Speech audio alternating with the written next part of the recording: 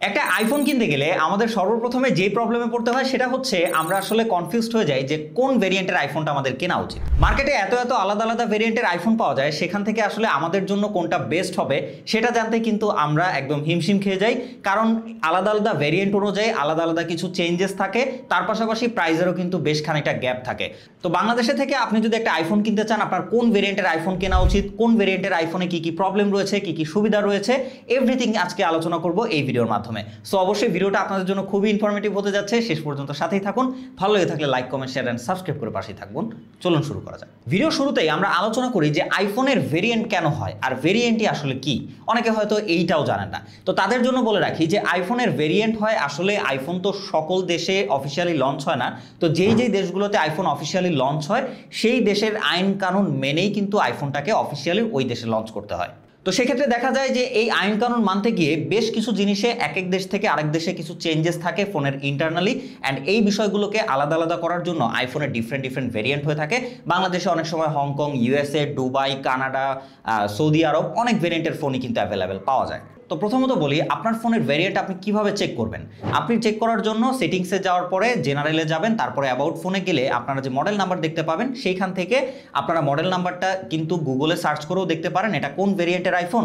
এর পাশাপাশি আপনারা মডেল নাম্বারের শেষে দুইটা সংখ্যা দেখতে পাবেন সবসময়, এইগুলো দিয়ে কিন্তু কান্ট্রি কোডগুলো আলাদা করা হয়েছে এবং কান্ট্রি, এটা কোন কান্ট্রির ফোন সেটাকে কিন্তু আলাদা করা যায়। সো আপনারা ওইটা লিখে গুগলে সার্চ করলেও কিন্তু বুঝতে পারবেন যে এই ফোনটা কোন কান্ট্রির ফোন বা কোন ভেরিয়েন্টের ফোন। ভিডিওর এই পর্যায়ে এসে অনেকেই হয়তো চিন্তা করতে পারেন যে ভেরিয়েন্ট অনুযায়ী আসলে চেঞ্জেসগুলো কি থাকে স্মার্টফোনগুলোতে। তো ভেরিয়েন্টের উপরে ডিপেন্ড করে সবথেকে বড় যে চেঞ্জেস থাকে সেটা হচ্ছে সিম সাপোর্ট।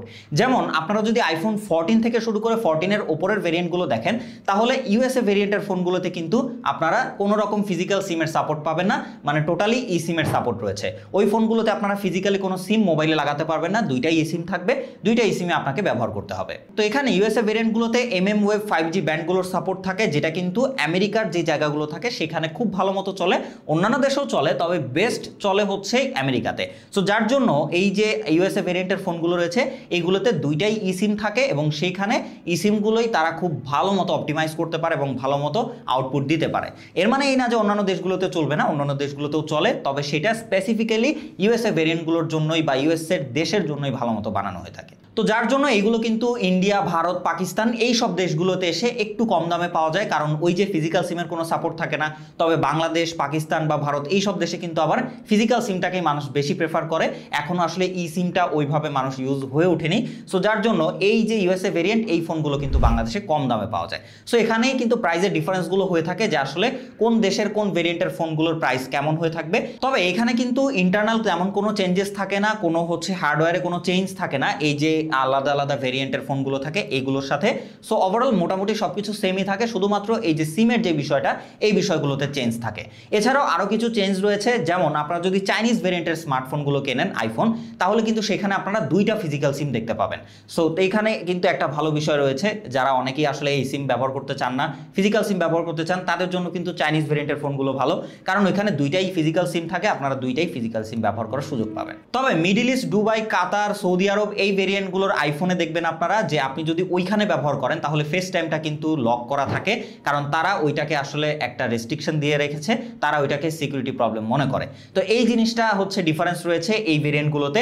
তো সেক্ষেত্রে এইখানে আপনাদের টেনশন করার কোনো বিষয় নেই, কারণ আপনারা যদি ওই ফোনটা বাংলাদেশে নিয়ে এসে ব্যবহার করেন তাহলে কিন্তু আবার কোনো রকম কান্ট্রি লক বা কোনো রকম কোনো ঝামেলা থাকবে না, সেক্ষেত্রে কিন্তু আপনারা আবার ইজিলি ব্যবহার করতে পারবেন। একটা বিষয় আপনাদেরকে বলে দিই, প্রত্যেকটা কান্ট্রি ওয়াইজ কোনো ফোনে যদি কোনো রকম কিছু চেঞ্জেস থাকে ওইটা কিন্তু শুধুমাত্র ওই কান্ট্রিতে গেলেই হবে। আপনি যখন ওই কান্ট্রি থেকে ওই ফোনটা নিয়ে এসে অন্য কান্ট্রিতে ব্যবহার করবেন তখন কিন্তু কোনো রকম কোনো প্রবলেম বা কোনো রেস্ট্রিকশন হবে না, যেহেতু বাংলাদেশে অফিসিয়ালি কোনো আইফোন পাওয়া যায় না বা আইফোন লঞ্চ হয় না। সো আপনি যদি ওই সৌদি আরব, কাতার ভেরিয়েন্টের ফোনটাকেও বাংলাদেশে এনে ব্যবহার করেন বাংলাদেশি আইপি দিয়ে, তো তখন কিন্তু এইটা নর্মাল একটা গ্লোবাল ফোনের মতোই বিহেভ করবে এবং নর্মালি আপনারা ব্যবহার করতে পারবেন, কোনো রকম রেস্ট্রিকশন কোনো কিছুই থাকবে না। সো আপনি যেহেতু ফোনটা বাংলাদেশে ব্যবহার করবেন তাহলে আপনার জন্য কিন্তু কোনো দেশের কোনো ভেরিয়েন্টের ফোনেই কোনো রেস্ট্রিকশন কাজ করবে না, কারণ সেটা আপনি বাংলাদেশে ব্যবহার করছেন। আপনি যদি ওই ফোনটাকে ওই দেশে নিয়েই ব্যবহার করেন তাহলে ওই দেশের আইন অনুযায়ী যা যা রেস্ট্রিকশন আছে ওই ফোনটা কিন্তু তখন সেগুলো অ্যাক্টিভ হয়ে যাবে এবং ওই রেস্ট্রিকশনগুলো মেনেই আপনাকে ওই ফোনটা ওই দেশে ব্যবহার করতে হবে।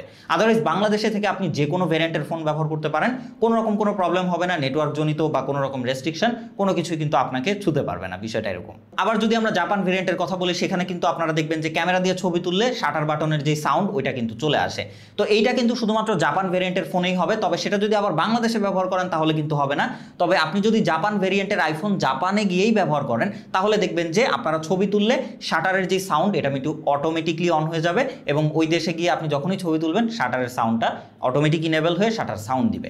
তো এটা কিন্তু আপনি বাংলাদেশে ব্যবহার করলে হচ্ছে না।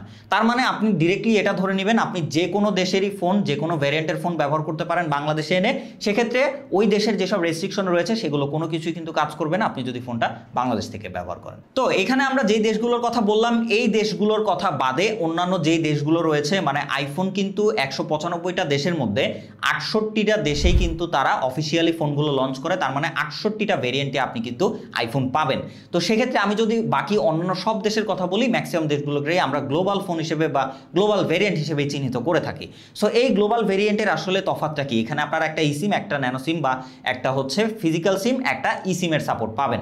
তো এইখানে আমরা যে সিলেক্টিভ কয়েকটা রেস্ট্রিক্টেড কান্ট্রি বললাম, যে কান্ট্রির ফোনগুলোতে এই টাইপের প্রবলেম হয় যদি আপনি ওই কান্ট্রিতে ব্যবহার করেন, এছাড়াও আপনারা আরও অনেক কান্ট্রির ফোন কিন্তু পাবেন, কারণ আইফোন টোটাল 68টা কান্ট্রিতে অফিসিয়ালি ফোন লঞ্চ করে এবং 68টা ডিফারেন্ট ভ্যারিয়েন্ট রয়েছে এবং 195টা দেশের মধ্যে এই 68টা কান্ট্রির আলাদা আলাদা ভ্যারিয়েন্টের ম্যাক্সিমাম ফোনগুলোকে আমরা গ্লোবাল ফোন হিসেবেই কিন্তু বা গ্লোবাল ভ্যারিয়েন্ট হিসেবেই চিহ্নিত করি এই সিলেক্টিভ কিছু কান্ট্রি বাদে।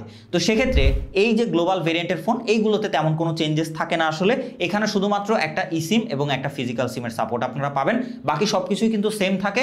আইফোনের ইন্টারনাল কোনো রকম কোনো চেঞ্জ থাকে না, সবগুলোই কিন্তু সেমই হয়ে থাকে, শুধুমাত্র ওই যে ফিজিক্যাল সিম, ইসিমের যে বিষয়গুলো বা সিমের যে ব্যান্ডউইথের বিষয়গুলো থাকে ওইগুলো চেঞ্জেস ছাড়া। তো এখন আসলে অনেকেই জানতে চাবেন যে ভাই তারপরেও আমি আসলে কোন ভেরিয়েন্টের ফোনটা কিনতে পারবো। আমি আপনাকে এখানে ডিরেক্টলি বলতে চাই যে আপনি বাংলাদেশে যদি ব্যবহার করে থাকেন ফোনটা তাহলে আপনি যে কোনো ভেরিয়েন্টের আইফোনই নিতে পারেন, কোনো রকম কোনো প্রবলেমে পড়বেন না। শুধুমাত্র খেয়াল রাখবেন যে আইফোন 14 সিরিজ থেকে শুরু করে তার উপরের সব সিরিজের যেই ইউএসএ ভেরিয়েন্ট রয়েছে সেখানে কিন্তু কোনো রকম ফিজিক্যাল সিম আপনারা পাবেন না, দুইটাই ইসিমের সাপোর্ট পাবেন। সো আপনার যদি ফিজিক্যাল সিম দরকার হয়ে থাকে তাহলে আপনি ইউএসএ ভেরিয়েন্টে স্কিপ করে অন্যান্য ভেরিয়েন্টগুলো নিতে পারেন, সেখানে কিন্তু ফিজিক্যাল সিম পাবেন।